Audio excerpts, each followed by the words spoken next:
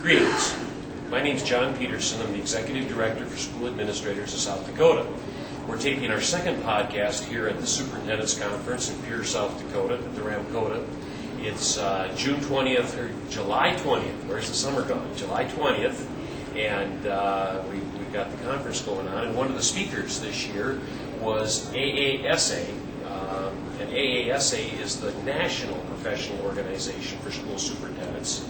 And we have the president this year that just got through speaking to the superintendents, and his name is Mark Bielang. Welcome to South Dakota, Mark. Thanks. Thank you. It's great to be here. Now, Mark, before we get into this to talk about educational issues, tell us a little bit about Mark Bielang. Actually, you're a school superintendent, but tell us where you're at and a little bit about yourself. Yeah, I'm located in southwest Lower Michigan, in a community called Pawpaw, Michigan. It's a district of around 2,300 students, K-12.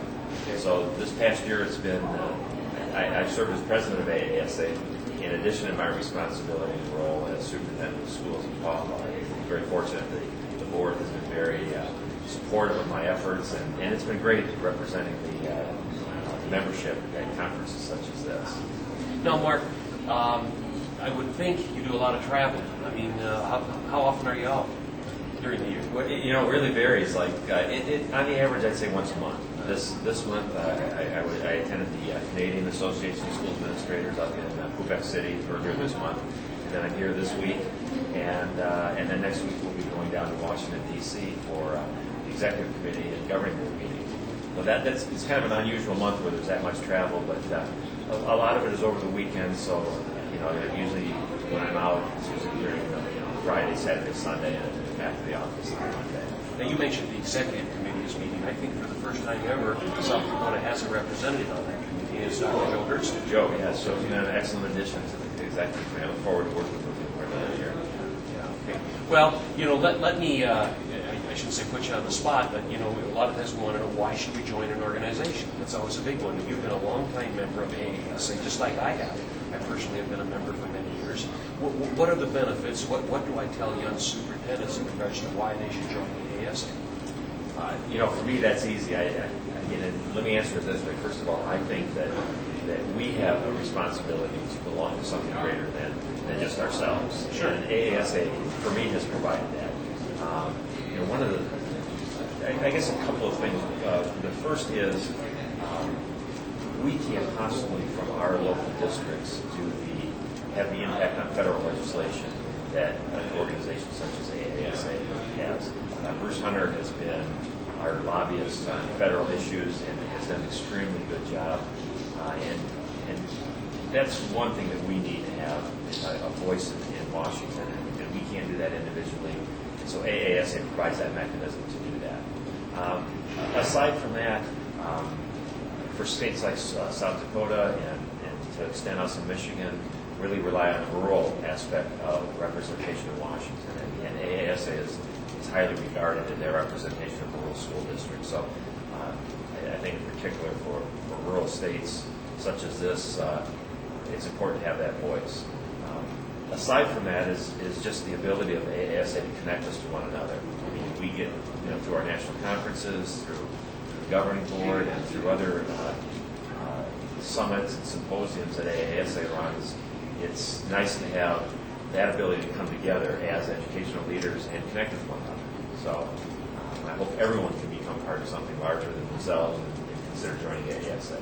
It's kind of interesting, and I wish I knew the reasons, but last year I think South Dakota had more members for AASA than any year before, and that's during some real tough times. But what I've always said, Mark, is that during tough times, that's when we need each other even more.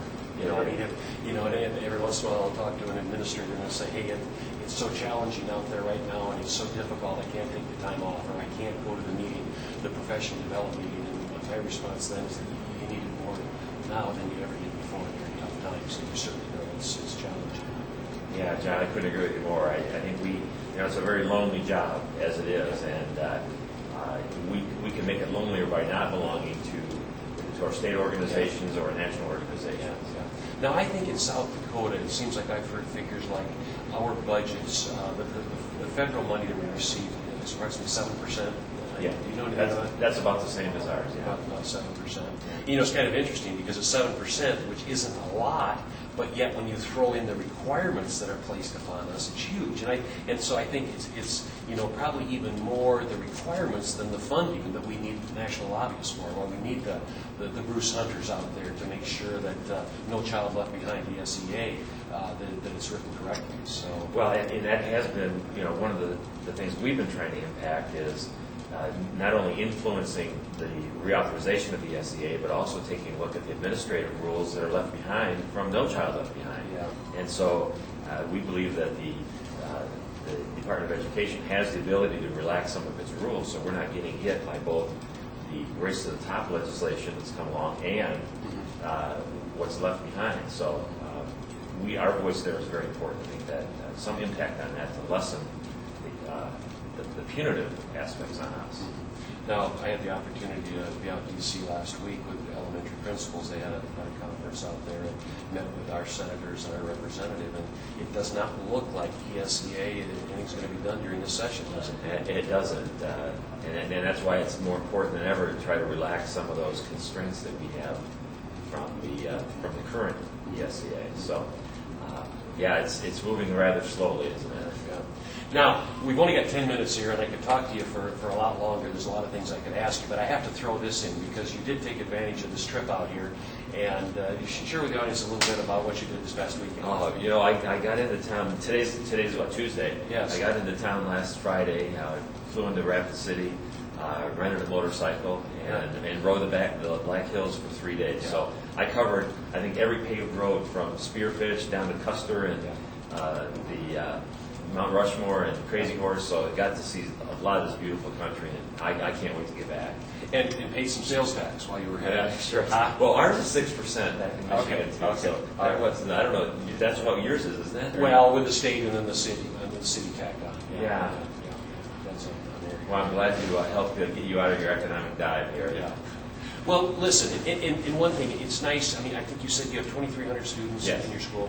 And, a lot of national presidents, they've got thousands and thousands. So I think you can relate to us.